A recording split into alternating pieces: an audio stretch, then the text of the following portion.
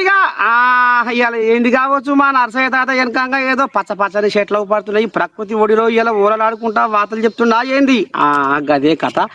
ఇక మరి ఏం లేదు కానీ ఇక మరి ముసురు పడుతుండే నిన్నమన్నా జర్ర ముసురుకు వణుకుడు వచ్చా నా ముసలిది ఇక చిన్న ఇంత గట్క వస్తే వచ్చి ఇక మరి మీరు చెప్పాలి కదా వార్తలు.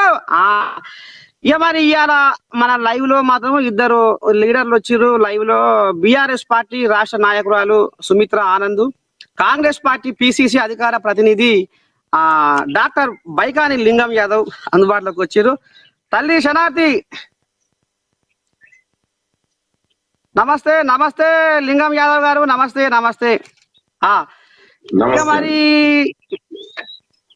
ఎట్ల సంగతి ఏంది, ఏం కథ, ఏ రకంగా పోతుంది రాజకీయము, ఎట్ట సంగతి? ముందుగాల మరి జూబ్లీ హిల్స్ ఎలక్షన్ల కథ తీసుకుందాము. మహాపత్రికలో గెలుపు మనదే అని కాంగ్రెస్ వాళ్ళు అంటుర్రు. సుమిత్ర ఆనంద్ అక్క గెలుపు మనదే అని కాంగ్రెస్ వాళ్ళు అంటుర్రు.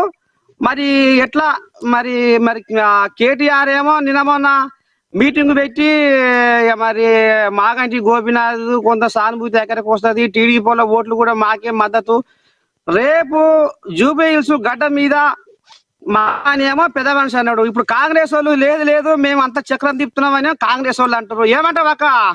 సుమిత్ర ఆనంద్ అక్క ముందుగా మీరు మాట్లాడు. ప్రేక్షకులకు నర్సనకు బైకాడి లింగం యాదవ్ గారికి నమస్తే. జై తెలంగాణ. జూబ్లీ ఖచ్చితంగా బిఆర్ఎస్ దే. అక్కడి ప్రజలందరూ తప్పకుండా మాగంటి గోపీనాథ్ అన్న కుటుంబానికి అండగా ఉంటారు.